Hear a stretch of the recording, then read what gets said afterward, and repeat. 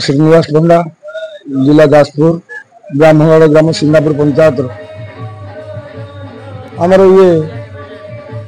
जो महाप्रभु श्री जगन्नाथ महाप्रभुंकर आज ये शुभ मुहूर्त आसी पहुंची आम ग्रामवासी सहयोग ग्रामवासी जो कामना एवं बासना एवं ग्रामवासी जो सदिच्छा पूर्ण करने को महाप्रभु आज विजय कर भव्य दिव्य मंदिर को से अप्राण चेष्टा करी अप्राण परिश्रम करी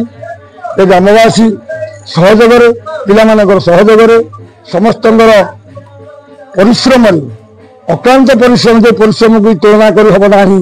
से परिश्रम को पाछल कर आज महाप्रभु भव्य मंदिर में पदार्पण कर त्रिदिवसात्मक यज्ञ पूर्वरात्र आमर अंकुरारोपण कार्यक्रम है मंडलाटी कार्यक्रम है परदिन आमर 27 तारीख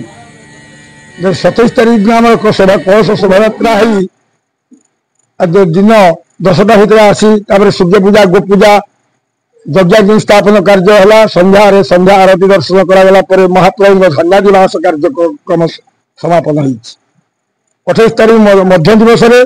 महाप्रभुंर सका सूर्य पूजा गोपूजा पंचकर्म हो महाप्रभुंर स्नानाधिवास कार्यक्रम करागला स्नान सरला महाप्रभुंर शयन पर यज्ञ मंडप पदार्पण कर शयन कले महाप्रभु तापर दिन आज है 29 तारीख में आज पूर्वाह्न सूर्य पूजा गोपूजा अन्य पूजा पंचकर्म यज्ञाग्नि कर्म गीतार श्रीमद भगवद गीता अरे 700 श्लोक अरे आहुति प्रदान करागला आम महाप्रभु भव्य मंदिर को विजय करने अनुमति महाप्रभुंर अणागला हे प्रभु हे नीलाद्रीनाथ जगन्नाथ कोटि ब्रह्मांडर नाथ कोटि कवेलर नाथ महाप्रभु आपण आसी ब्राह्मणगढ़ पदार्पण कर दीर्घ आम 17 मसीह आपण आसी गोटे रोषघर भली गोटे छोट गृह आप विजय करते आज आप अनुदान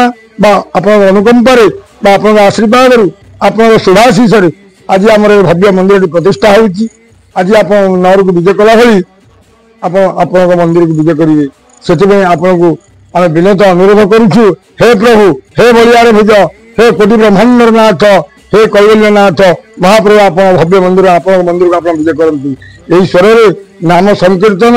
कीर्तन हरिबोल हुलाहुली ध्वनि महाप्रभु तांकर से जो छोट घर थिले से घर भव्य मंदिर को पदार्पण कले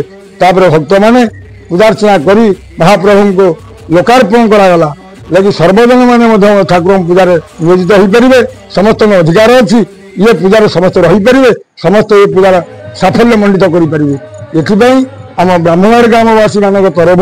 मुझे विनम्र अनुरोध कर ये दिव्य भव्य मंदिर को समस्त दर्शन करवा समस्त आसिक पूजार्चना करेंगे जय जगन्नाथ जय जगन्नाथ जय जगन्नाथ।